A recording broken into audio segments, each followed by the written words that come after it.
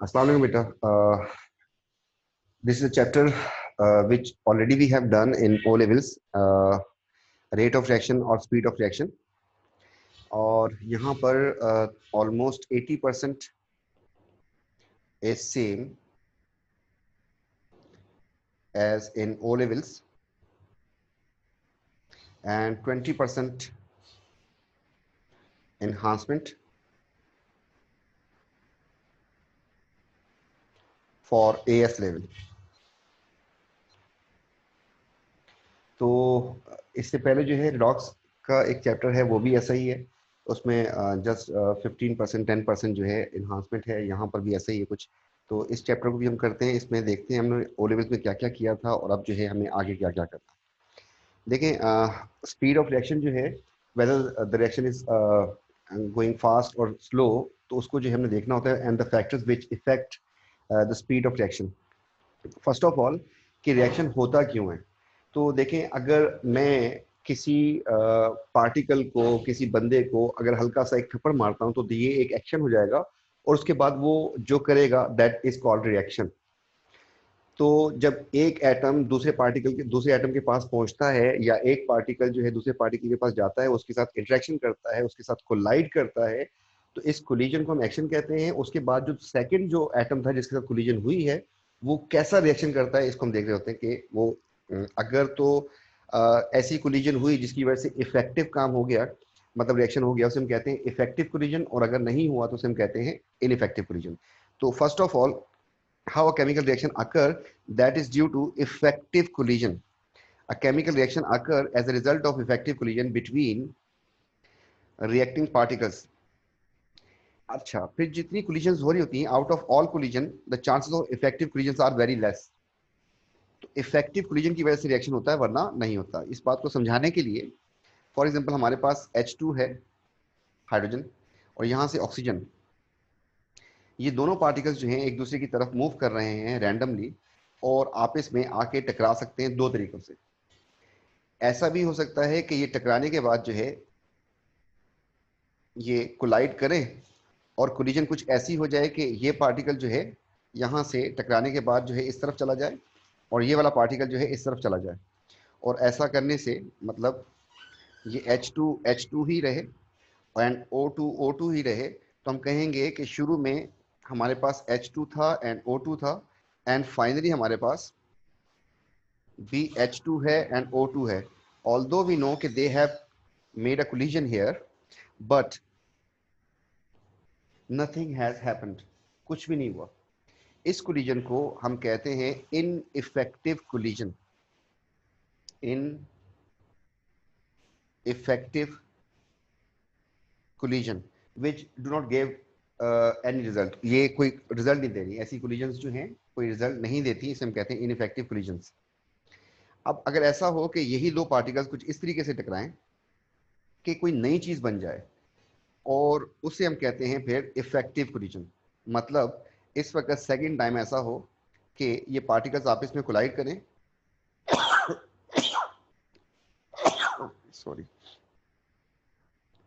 और इनकी कोलिजन के रिजल्ट में आपके पास बन जाए एक नई चीज H2O। तो this will be termed as effective collision. तब हम लिख सकते हैं कि H2 and O2 collide together to form a new substance H2O. So we says के the reaction has been taken place and the collision will be termed as effective collision. Now, so a chemical reaction proceed due to effective collision, the reaction occurs. तो अब किसी भी तरीके से आप effective collision का number अगर ज्यादा कर देंगे तो रिएक्शन की स्पीड ज्यादा हो जाएगी, ज्यादा रिएक्शन होगा, और अगर इसको स्लो कर देंगे तो रिएक्शन स्लो हो जाएगा। इस बेस के ऊपर we have seen some factors which affect the rate of reaction. Number one, there are 5 factors, उनमें से फर्स्ट फैक्टर जो है दैट इज कॉन्सेंट्रेशन। अगर हम यहाँ पर बात करें कि कंटेनर ए जो है हमारे पास, इसमें 2 पार्टिकल्स हैं, जबकि कंटेनर बी में जो है हमारे पास 6 पार्टिकल्स हैं, तो कोलिजन जो है इसमें चांसेस जरा कम होंगे और इसमें चांसेस जरा ज्यादा होंगे। इस चीज को हम कहते हैं कॉन्सेंट्रेशन। तो अगर लो कॉन्सेंट्रेशन होगी तो पार्टिकल्स कम होंगे और कोलिजन के चांसेस कम होंगे, तो इफेक्टिव कोलिजन कम होंगी। इस तरीके से अगर पार्टिकल ज्यादा होंगे, कॉन्सेंट्रेशन ज्यादा means particles more, particles of more, higher concentration mean more particles of reactants, या फिर हम उसे कह सकते हैं कि more particles of which can collide together. तो इस चक्कर में higher concentration of reactants, frequency of collision and effective collision increases, as a result rate also increases। तो पहला फैक्टर ये था। तो आपको ये बात ध्यान में रखनी है कि कॉन्सेंट्रेशन ज्यादा करने से रेट ज्यादा क्यों होता है, कि उससे आपके पास नंबर ऑफ इफेक्टिव कोलिजन जो है वो इंक्रीज कर जाती है। सेकंड जो है सरफेस एरिया है। अगर मैं इस क्यूब की बात करता हूं तो इस क्यूब में वी हैव ओनली 6 साइड्स जहां से अटैक हो सकता है। ये 4 हो गई हमारे पास एक्स और वाई एक्सिस पे, एक जेड एक्सिस पे, तो वी हैव 8 साइड्स जहां से अटैक हो सकता है इसके ऊपर। लेकिन अगर इसी पीस को मैं स्मॉलर पीसेस में डिवाइड कर दूं, now I will have 6 plus 6 plus 6 and plus 6, मतलब उसी पार्टिकल को हमने अगर छोटा किया तो नाउ वी हैव 24 साइड जहां से अटैक हो सकता है। तो इस तरीके से रेट जो है बढ़ जाएगा आपका। तो हर पार्टिकल, तो जिसकी वजह से सरफेस एरिया में ज्यादा कर दिया, सरफेस एरिया ज्यादा करने से रेट क्यों बढ़ जाता है, क्योंकि more sides are available for effective collision. तो आपने देखा है कि एप्लीकेशन इसकी ये है कि जब भी हम किसी चीज की कुकिंग करते हैं तो हमको उसको स्मॉलर पीसेस में डिवाइड कर देते हैं। तो उसका फायदा क्या होता है कि कुकिंग जल्दी हो जाती है। अगर आप एक बहुत बड़ा पीस जो है किसी चीज का कुक करना चाह रहे हैं तो अगर उसको टाइम बहुत ज्यादा लगेगा और वो इंटरनल पार्ट जो है उसका वो कुक नहीं होगा, सही कच्चा कच्चा रह जाएगा। तो क्या करते हैं, उसको स्मॉलर पीसेस में जब डिवाइड कर देते हैं, यही काम स्पीड में हो जाता है, क्योंकि more sides are available for reaction to proceed.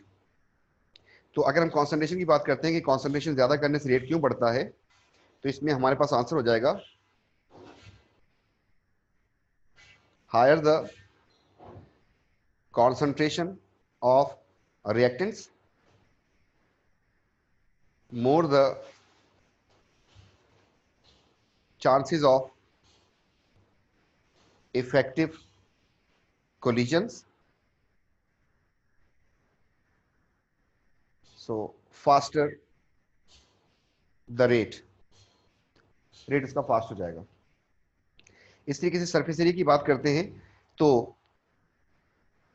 ये इसके लिए हमने लिखा है। तो हमारे पास ये पॉइंट्स हैं जो हमने लिखने हैं कि जब कॉन्सेंट्रेशन का इम्पैक्ट आ जाएगा। अब आ जाते हैं सरफेस एरिया पे। तो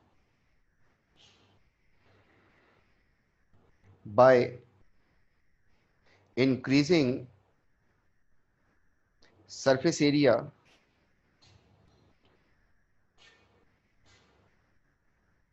मोर या चांसेस ऑफ इफेक्टिव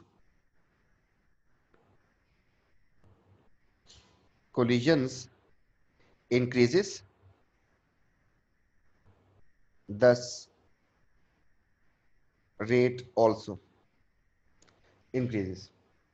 अब इसमें सरफेस एरिया जो है कब स्मॉल होगा और कब लार्ज होगा, उसके लिए जो टर्म्स यूज करते हैं वो टर्म्स हमारे पास दो होते हैं। हमारे पास एक हम वर्ड यूज करते हैं लम्प्स का, एंड एक वर्ड यूज करते हैं हम चिप्स का। तो इनमें से कौन से बड़े पीसेस होते हैं और कौन से छोटे पीसेस होते हैं, तो ये ज़हन में रखिएगा कि इन दोनों का मतलब होता है लार्जर पीसेस। इसका मतलब भी, इसका मतलब भी लार्जर पीसेस होता है। और इसके अगेंस्ट जो वर्ड आएगा दैट इज पाउडर। तो इन दोनों का मतलब जो है लार्ज जर पीसेस, जबकि पाउडर का मतलब हो जाएगा स्मॉलर पीसेस। इसका मतलब कि इसका सरफेस एरिया जो है ज्यादा होगा और इनका जो सरफेस एरिया है वो कम होगा। तो इस तरीके से जो है हम जो है इसके क्वेश्चन किया करते थे। ओ लेवल में हमने देखा था कि in which case the reaction will be faster using lumps और पाउडर, या यूजिंग चिप्स और पाउडर। तो आपके पास ये दो वर्ड्स होंगे जो आपके पास इसके एक दूसरे के अगेंस्ट आएंगे। एक पाउडर का वर्ड आएगा और एक इन दोनों में से कोई एक वर्ड आएगा। ठीक है जी। इसके बाद आगे बढ़ते हैं तो हमारे पास आ जाता है प्रेशर। देखें, जब किसी कंटेनर में, पहली बात कि गैसेस के लिए एप्लीकेबल है सिर्फ, किसी गैस के ऊपर जब प्रेशर आप ज्यादा कर देते हैं, प्रेशर आप ज्यादा कर देंगे, फोर्स बढ़ा देंगे, तो पार्टिकल्स जो है उसका वॉल्यूम कम हो जाएगा और पार्टिकल्स करीब आ जाएंगे दूसरे के। तो यहाँ पर particles were away from each other, तो chances of effective collision were less. But if we increase the pressure the volume decreases and particles come close to each other, जिसकी वजह से चांसेस ऑफ इफेक्टिव कूलिंग बढ़ जाएंगे।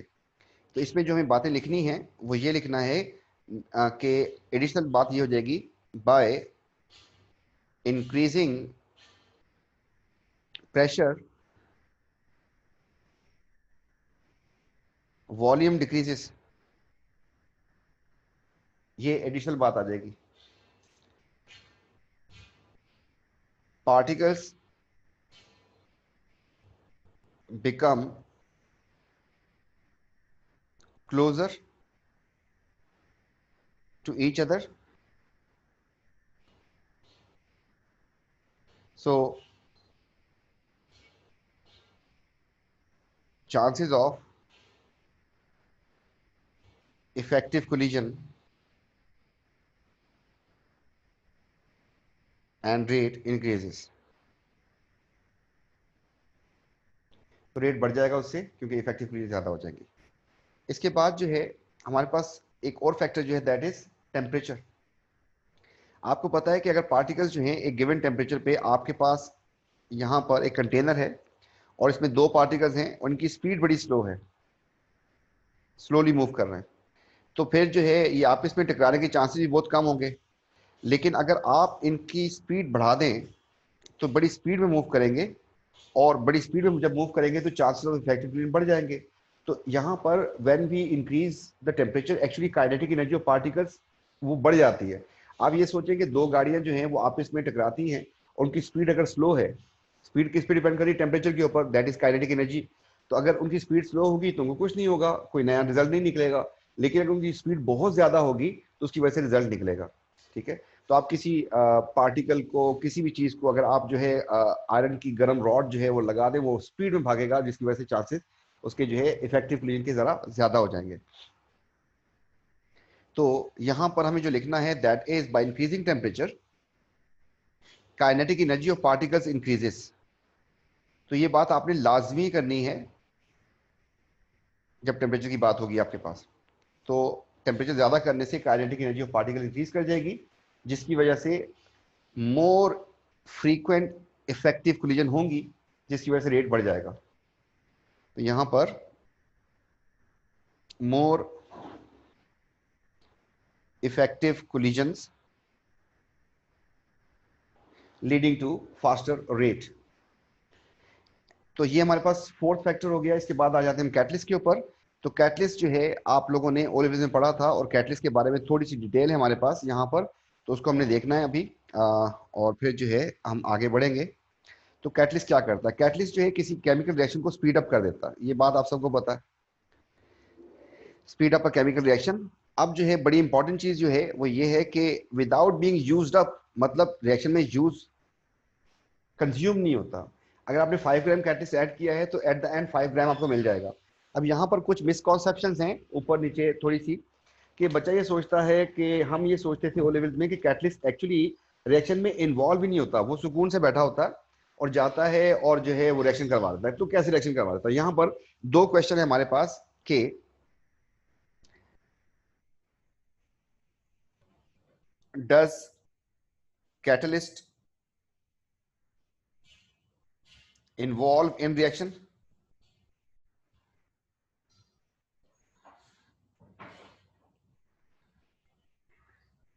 and does amount of catalyst affect the rate? क्या इसकी amount से फर्क पड़ता है? ओ लेवल्स में हमने देखा कि आपने 5 ग्राम ऐड कर दें या आप 10 ग्राम ऐड कर दें तो आपके पास कोई फर्क नहीं पड़ेगा, स्पीड अप कर देगा रिएक्शन को। लेकिन एक्चुअली ऐसा नहीं है। एक्चुअली ऐसा है कि amount of catalyst also effect the rate, negligible amount तक उसको इफेक्ट करेगा लाजमी, लेकिन हम ये नहीं कह सकते कि बिल्कुल इफेक्ट ही नहीं करेगा। आप 2 ग्राम एक जगह पे कैटलिस्ट यूज कर रहे हैं और एक जगह पे 5 ग्राम यूज कर रहे हैं, तो जहां पे कैटलिस्ट की अमाउंट ज्यादा होगी वहां पे फास्टर रेट होगा, लेकिन एक सर्टन एक्सटेंट तक हो सकता है। लेट्स से मैं आपसे एक बात करता हूं कि मेरे पास कंटेनर में 100 मॉलिक्यूल्स हैं और उनको कैटलाइज करवाना है, तो मैं अगर कैटलिस्ट के 10 मॉलिक्यूल्स डालता हूं तो वो एक वक्त में 10 मॉलिक्यूल्स का डील कर सकते हैं। 90 molecules are still waiting for the catalyst. फिर आपने आपके पास जो प्रोडक्ट बनेगी वो 10 बनेगी क्योंकि आपने 10 कैटलिस्ट ऐड किए थे। अब आप 20 कर दें कैटलिस्ट की अमाउंट, तो उसी सेम टाइम पे आप 20 पार्टिकल्स जो है वो प्रोडक्ट में कन्वर्ट हो जाएंगे। इस तरीके से आप कैटलिस्ट की अमाउंट ऐड करते जाएंगे करते जाएंगे, जब 100 हो जाएंगे, 100 के बाद जो है आप अगर आप ज्यादा कर देंगे तो फिर उससे कोई फर्क नहीं पड़ेगा, लेकिन 100 तक उसका रेट बढ़ेगा। तो इसे हम कहते हैं सैचुरेशन पॉइंट, कि आप जो है जितने रिएक्टेंट से उतने कैटलिस्ट के मॉलिक्यूल्स कम से कम होने चाहिए। अगर आप कम अमाउंट यूज करेंगे तो फिर स्पीड स्लो होगी, मतलब कम प्रोडक्ट बनेगी आपके पास। जैसे उसकी अमाउंट ज्यादा कर देंगे तो स्पीड जरा ज्यादा हो जाएगी, तो अमाउंट उसकी जो है वो फर्क डालती है इसके ऊपर। तो greater the amount will complete the reaction rapidly, so rate increases and vice versa. पहली बात तो ये हो गई। अच्छा, ये जो है हमारे पास does the amount of catalyst, तो हम कहते हैं कि यस यस, और इसका आंसर जो है, इसका आंसर जो है हमारे पास ये रहा। ठीक है, अब जो है रह गया कि कैटलिस्ट क्या रिएक्शन में इन्वॉल्व होता है। हमारे जहन में एक परसेप्शन ये था कि कैटलिस्ट नहीं इन्वॉल्व होता, एक्चुअली जो है रिएक्शन बस हो जाता है। बहरहाल हम इसको देखेंगे डिटेल में, इस बात को हमने डिटेल में देखना है। और ये फंक्शन जो है हम ओ लेवल्स में भी बता देते हैं वैसे, तो आपको जो है एएस में तो लाजमी सी पार्ट है, उसका सिलेबस का पार्ट है, तो उसको हम आपको समझाएंगे कैटलिस्ट क्या क्या फंक्शन करता है। ये आपसे ओ लेवल में जो क्वेश्चन किए जाते हैं, नोट्स ओ लेवल्स के ही हैं, समझ लें। ठीक है, इसमें थोड़ा सा जो चीज चेंज हो रही है, तो कैटलिस्ट में थोड़ी सी एनहांसमेंट आई है, तो हम इसको देखते हैं। Number 1, speed up a chemical reaction. ये बात आप सबको पता है कि हाँ ठीक है, करता है, स्पीड अप करता है। Provide alternate route for the reaction. ये वाली बात जो है आप लोगों ने कुछ इस तरीके से की थी कि अगर आपके पास यहाँ पे रिएक्टेंट है और यहाँ पे प्रोडक्ट है, तो आप ऐसे जाया करते थे, आपने कहा कि ये रिएक्टेंट है और ये प्रोडक्ट है और ये आपका रूट हो गया। ठीक, इसी बेस के ऊपर आप जब आप कहते थे कि कैटलिस्ट ऐड करने से क्या फर्क पड़ता है, कैटलिस्ट जो है ऑल्टरनेट रूट प्रोवाइड कर देता है, मतलब यहां से अब जाने के लिए आपको ये रास्ता लेना पड़ेगा। बस आप लोगों ने ग्राफ की फॉर्म में ये जो हमारे पास एनर्जी प्रोफाइल डायग्राम है इसमें देखा था कि ऑल्टरनेट रूट प्रोवाइड करता है, तो ये वाली बात जो है आप लोगों ने इस तरीके से की थी। ठीक है, इसको चलने देते हैं अभी फिलहाल। It lowers the activation energy. तो क्या ये वाकई एक्टिवेशन एनर्जी को कम करता है? तो एक्टिवेशन एनर्जी जो है उसको कम करने के लिए हमने कहा था एक्टिवेशन एनर्जी होती क्या है। एक्टिवेशन एनर्जी होती है रिएक्टेंट से लेके टॉप ऑफ द, जो हमारे पास इसकी कर्व होती है, तो अगर यहां पे रिएक्टेंट है आपके और यहां पर आपके पास प्रोडक्ट है, तो रिएक्टेंट से लेके यहां से इस एनर्जी से, इस एक्सिस पे आपको पता है एनर्जी होती है, तो यहां से लेके इस टॉप तक को हम कहते हैं एक्टिवेशन एनर्जी। मतलब दिस एनर्जी इज रिक्वायर्ड। अगर इस रिएक्टेंट में इतनी एनर्जी होगी तो ये इस तक पहुंच सकता है, अगर पहुंच गया यहां से फिर स्लाइड लेके जा सकता है, मतलब ये कन्वर्ट हो सकता है प्रोडक्ट में। अगर ये एनर्जी नहीं है इसके पास तो आपको प्रोवाइड करनी पड़ेगी, वरना रिएक्शन नहीं होगा ना। हम यहां पे अगर इसको मार्क करते हैं तो हमारे पास कैटलिस्ट के बगैर जो है एक्टिवेशन एनर्जी ये थी, this is without catalyst activation energy. जबकि कैटलिस्ट ऐड करने पे आपके पास न्यू एनर्जी बन जाएगी, and this is new activation energy with catalyst activation energy. तो ऊपर वाली जो थी दैट इज विदाउट, तो दिस इज विदाउट, इसको रिमूव कर देते हैं, दिस इज विदाउट कैटलिस्ट था। हमारे पास एक्टिवेशन एनर्जी जरा ज्यादा थी, मतलब this energy is required the dark blue, और ये लाइट ब्लू जो है हमें ये एनर्जी चाहिए होती है। तो हमारे पास लोअर्स द एक्टिवेशन एनर्जी वाली बात, ये वाली बात भी आ गई आपके सामने। तो दिस इज ऑल्सो ट्रू, ये भी हमें पता है। रिड्यूसेस एनर्जी कॉस्ट, ये वाली बात आप लोगों ने कभी देखी जिंदगी में, तो इसको हम देखते हैं कि एनर्जी कॉस्ट कैसे कम कर देता है। तो एनर्जी कॉस्ट कुछ इस तरीके से कम कर देता है कि आप लोगों ने एक प्रोसेस पढ़ा होगा, इसको बंद कर। तो एनर्जी कॉस्ट जो है कैसे कम कर देता है, आप लोगों ने एल्यूमिनियम की एक्सट्रैक्शन पढ़ी थी, तो एल्यूमिनियम की एक्सट्रैक्शन में आप लोगों ने जो पढ़ा था उस पर मैं जरा आता हूं थोड़ा सा। तो यहाँ पे एक पेज लगा देते हैं। तो extraction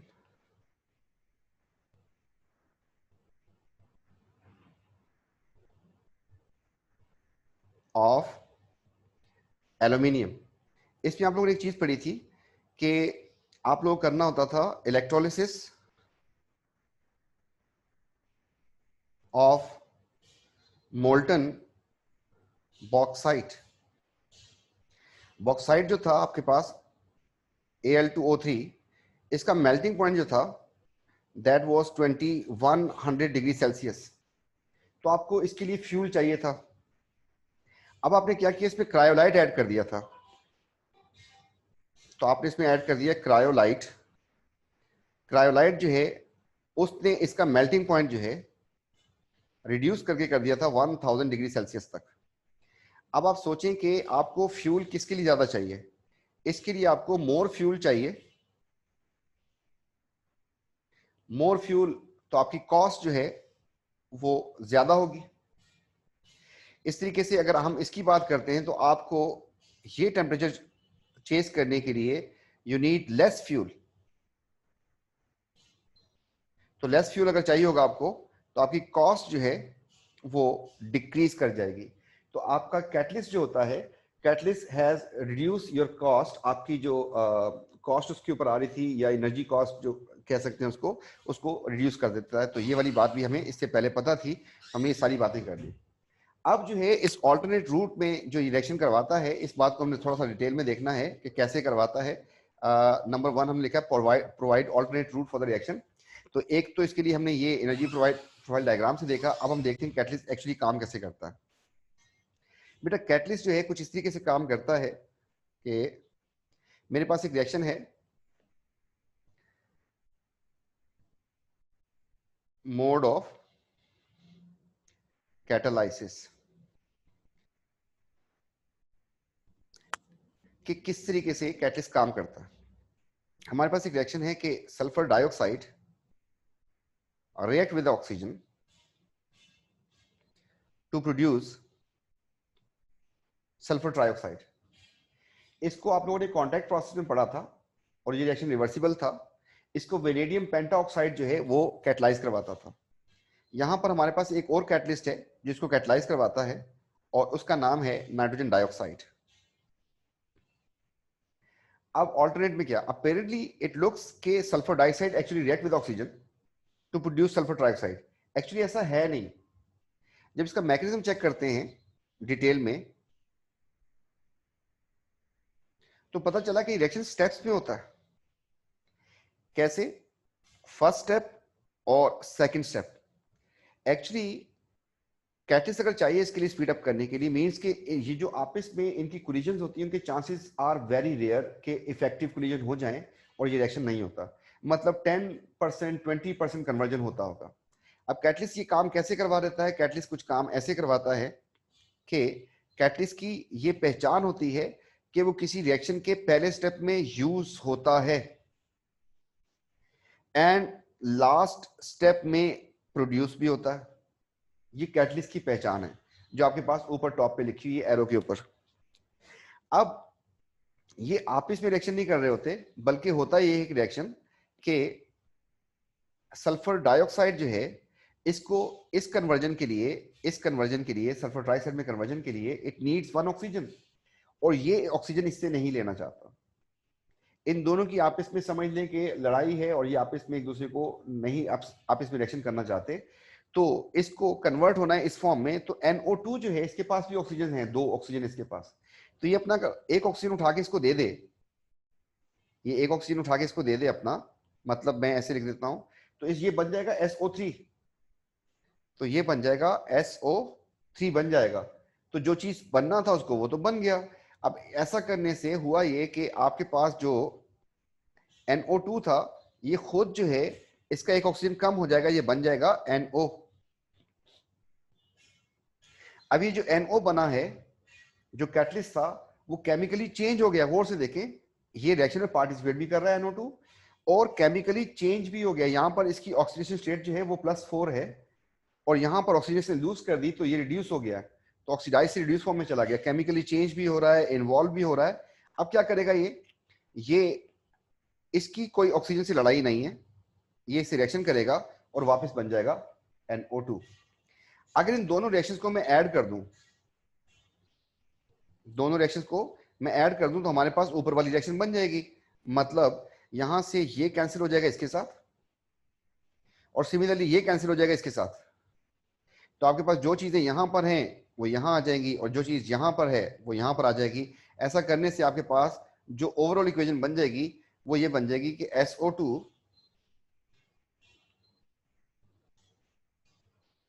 plus half O2 will be converted into SO3, इसमें कन्वर्ट हो जाएगा। और जो चीज पहले स्टेप में यूज हो जाती है और लास्ट में प्रोड्यूस हो जाती है, the thing which is use in the first step and produced in the last step is termed as a catalyst and it has to be written on the arrow. तो अब आप देखेंगे alternate way में कैसे करवाया। Apparently it looks कि oxygen and sulfur dioxide has reacted, but the reaction has proceed alternate way में। मतलब SO2 is reacted with the NO2 and converted into SO3. Now NO will react with the other molecule of reactant, oxygen के साथ reaction करके वो वापस वो बन जाएगा। तो ये ऑल्टरनेट वे में हुआ, this is not a direct way. ये ऐसा लग रहा है कि डायरेक्ट वे में इस फॉर्म में कन्वर्ट हो गया, एक्चुअली ऐसा नहीं हुआ, ऑल्टरनेट वे में हुआ। पहले इसने रिएक्शन किया इसके साथ NO2 के साथ, और फिर NO2 से रिएक्शन करने के बाद जो है ये खुद तो कन्वर्ट हो गया इस फॉर्म में, लेकिन NO2 जो था वो चेंज हो गया और उसने फिर इससे रिएक्शन करने के बाद वापस अपने आप को मेंटेन कर लिया। तो ये कैटलिस्ट जो है कुछ इस तरीके से काम करता है। अब जो है मैंने इनके स्टेप्स लिखे हैं और ये सिर्फ आपको दिखाया कि ओवरऑल कैंसिलेशन के बाद आपके पास ये बच जाएगा। तो मैं यहाँ पर इसको मार्क कर देता हूँ, हमारे पास ये रिएक्शन होता है, और यहाँ पर इसको हम मार्क कर देते हैं कि जो चीज़ पहले स्टेप में यूज हो जाती है और लास्ट में प्रोड्यूस हो जाती है उसको कैटलिस्ट कहते हैं, और इस तरीके से उसको जो है हम एरो के ऊपर लिखते हैं। तो इस तरीके से जो है कैटलिस्ट जो है काम कर रहा होता है। तो ये आपको सिर्फ समझाना था और आपको इसमें कोई नया काम नहीं करना, बस आपको समझाना था कि कैटलिस्ट एक्चुअली केमिकल रिएक्शन में इन्वॉल्व भी होता है और केमिकली चेंज भी होता है, लेकिन एट द एंड जो है वही बन जाता है जो पहले था, ऑलरेडी था। इसके बाद बेटा आगे बढ़ते हैं, तो कैटलिस्ट के बारे में एक और चीज पता होनी चाहिए, and that is we have a two types of catalyst. एक होता है होमोजीनियस और एक होता है हेट्रोजीनियस। आपको होमोजीनियस और हेट्रोजीनियस जो होते हैं कैटलिस्ट, उन दोनों में जो ये काम करना होता है वो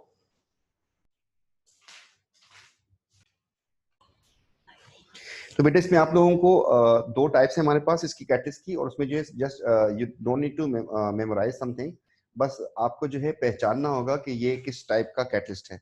तो कैटलिस्ट की जो टाइप्स हैं उसके लिए जो है हम एक नेक्स्ट पेज पे चलते हैं।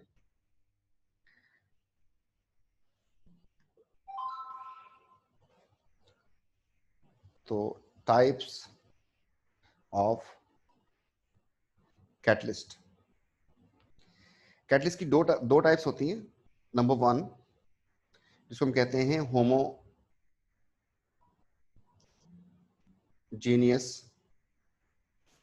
कैटलिस्ट। इसमें क्या होता है कि रिएक्टेंट और कैटलिस्ट दोनों की फिजिकल स्टेट सेम होती है।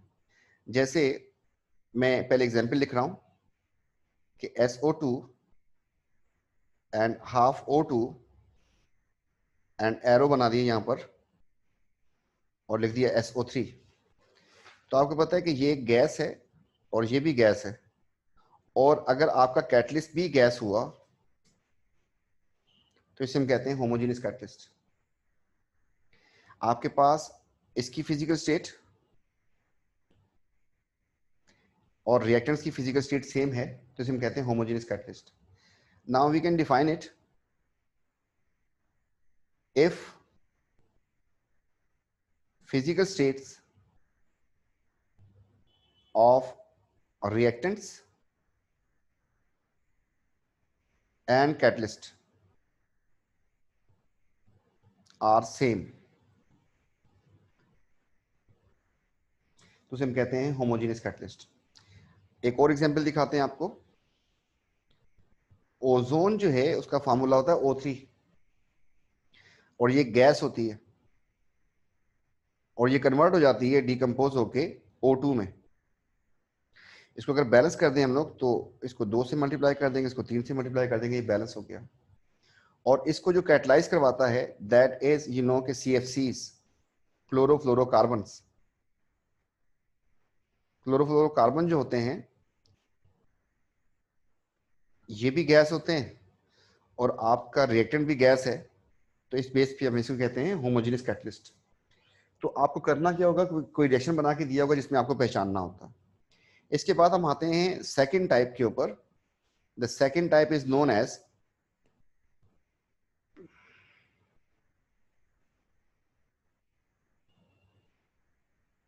Heterogeneous catalyst.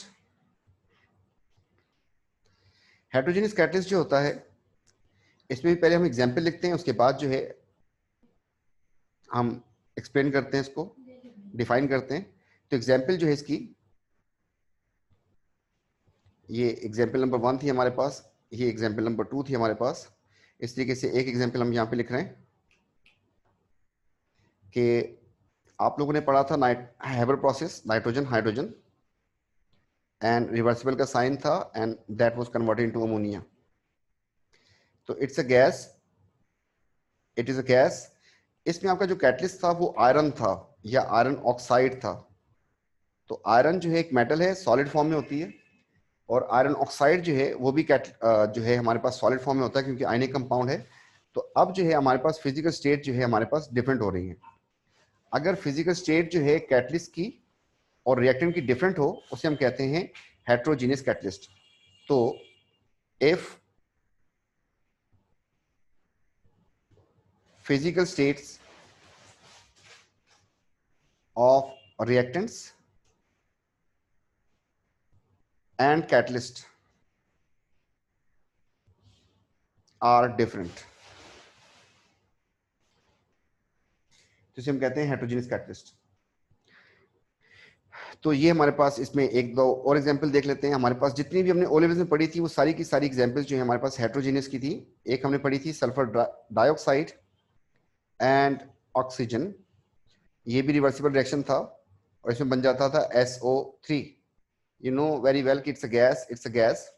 और कॉन्टैक्ट प्रोसेस में इसको जो कैटलाइज करवाता था that was vanadium pentoxide, V2O5। अब वेनेडियम पेंटॉक्साइड जो है ये एक आयनिक कंपाउंड है जिसकी फिजिकल स्टेट जो है वो सॉलिड होगी। अगर कभी ऐसा हो जाए कि कैटलिस्ट और रिएक्टर्स की फिजिकल स्टेट डिफरेंट हो, उसे हम कहते हैं हेट्रोजीनियस कैटलिस्ट। तो इनको जस्ट पहचानना होता है। तो कैटलिस्ट के बारे में थोड़ी सी डिटेल हमने पढ़ी है, और हमने पढ़ा है कि इसमें दो टाइप्स होती हैं, एक होमोजीनियस होता है और एक हेट्रोजीनियस होता है। और कैटलिस्ट जो है काम कैसे करता है उसका मोड आपको दिखाने का मतलब ये था कि आपके पास ऑल्टरनेट वे में रिएक्शन हो जाता है, कि जैसे अपेरेंटली आपको नजर आता है कि इन दोनों ने रिएक्शन किया, तो एक्चुअली ऐसा नहीं होता, बल्कि आयरन के साथ कोई चीज रिएक्शन करके फिर जो है हाइड्रोजन के साथ इस तरीके से वो काम कर रही थी। जैसे आपको इसकी एग्जांपल दी थी हमने कि इस तरीके से कैटलिस्ट जो है वो काम कर रहा होता। तो कैटलिस्ट का मोड जो है वो किस तरीके से काम करता है ये बात नहीं पता चली हमें। इसका मतलब कैटलिस्ट जो है केमिकल रिएक्शन में इन्वॉल्व होता है फुली, वो केमिकली चेंज भी होता है, लेकिन एट द एंड वही बन जाता है। और इस तरीके से अगर हम कैटलिस्ट में जो है ये बात करेंगे कैटलिस्ट जो उसकी टाइप्स, तो हमारे पास दो टाइप्स हैं। होमोजीनियस, जब रिएक्टेंट और कैटलिस्ट की फिजिकल स्टेट सेम हो तो होमोजीनियस कहते हैं, और अगर उन दोनों की फिजिकल स्टेट आर डिफरेंट तो then they will be termed as heterogeneous catalyst. Now we have to proceed further, और जो है अब जो है हम देखते हैं कि हमारे पास आगे क्या है। आगे हमारे पास methods of investigation of rate. Rate को अगर आपने इन्वेस्टिगेट करना हो तो we have a two methods. तो उन टू मेथड्स में हमारे पास एक तो है कि हम volume of gas versus time को प्लॉट कर लें। तो ये उसका सेटअप है। आपके पास दोनों रिएक्टेंट्स जो हैं वो यहां पर हैं। ये आपके पास कैल्शियम कार्बोनेट है और ये आपके पास हाइड्रोक्लोरिक एसिड है। इन दोनों का जब रिएक्शन होगा, इस रिएक्शन में ये सॉलिड इस एक्वस के साथ जब रिएक्शन करेगा तो आपके पास ये एक्वस बन जाएगा, ये गैस बनेगी और ये लिक्विड होगा। इसका मतलब ये उस कंटेनर से बाहर निकलेगी गैस की फॉर्म में। तो आपके पास जैसे ही इन दोनों को मिक्स कर देंगे तो यहाँ से आपके पास कुछ बबल्स प्रोड्यूस होंगे, और ये गैस यहाँ से मूव करते हुए इस गैस रेंज में कलेक्ट होगी और इस पिस्टन को पीछे की तरफ मूव करती जाएगी, जिसको मैं टाइम के साथ अगर नोट कर लूं तो मेरे पास जो एक ग्राफ आ सकता है। तो पहले यहाँ पे आते हैं। इसका ग्राफ कुछ ऐसा होगा कि अगर हम टाइम देखें तो हमारे पास जब टाइम 0 था तो वॉल्यूम भी नहीं होगा गैस का, क्योंकि रिएक्शन स्टार्ट ही नहीं हुआ। फिर हमने 30 मिनट्स पे और फिर 60 पे और फिर 90 पे और फिर 120 पे, means fixed interval of time पे मैं गैस का वॉल्यूम नोट करने जाऊंगा। तो मैंने स्टॉप वॉच, अपना टेबल जो है, अपना पेपर जो है उसके ऊपर सारा सेटअप पहले से कर लिया, और उसमें जैसे ही मैं वॉल्यूम नोट करता जाऊंगा स्टॉप वॉच को देखते हुए कि 30 पे कितना हो गया, फिर 60 पे कितना हो गया, 90 पे। तो जैसे ही रिएक्शन प्रोसीड होगा तो आपको नजर आएगा कि पहले जो है उसका वॉल्यूम जो है कुछ चेंज होके ये हो गया, पहले 0 था फिर ये हो जाएगा। फिर और इंक्रीज करेगा, और फिर करते करते करते एक जगह पे जाके रुक जाएगा। नाउ द फर्स्ट क्वेश्चन जो आपके पास ओ लेवल्स में आता था कि लास्ट टू रीडिंग सेम क्यों आ रही हैं, इसका मतलब कि reaction is completed, reaction is completed. ठीक जी। फिर दूसरा क्वेश्चन ये है कि अगर आप पहले 30 सेकंड में देखें, पहले 30 सेकंड में तो आपके पास कितना वॉल्यूम प्रोड्यूस हुआ, तो इसमें आपके पास जो वॉल्यूम प्रोड्यूस हुआ दैट इज 20। लेकिन अगर आप जो है नेक्स्ट 30 सेकंड में देखें, नेक्स्ट 30 सेकंड में आपके पास कितना वॉल्यूम प्रोड्यूस हुआ, तो द आंसर इज 15। फिर उससे नेक्स्ट में अगर आप देखें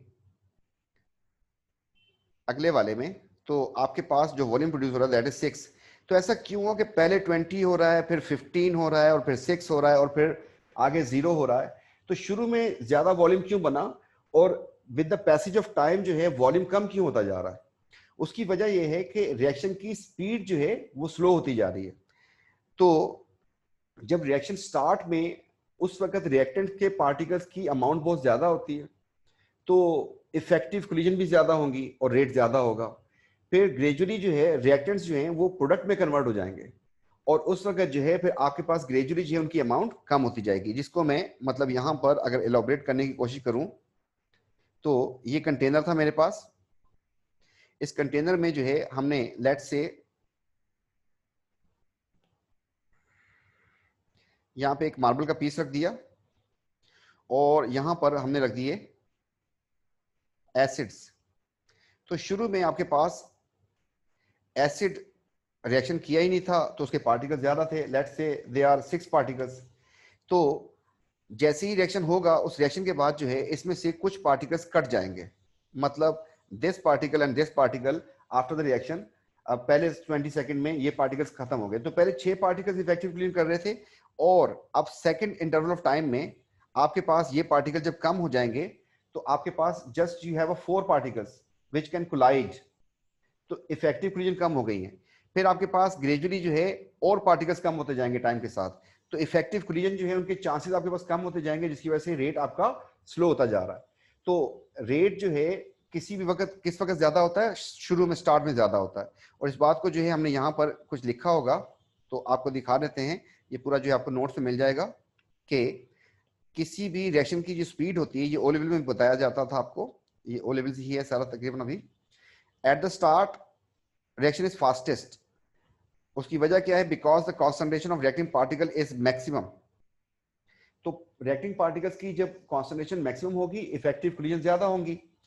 फिर जो है आपके पास which decrease gradually as reactants are converted to product, जब आपके पास रिएक्टेंट्स जो हैं वो प्रोडक्ट में कन्वर्ट होना शुरू हो जाएंगे,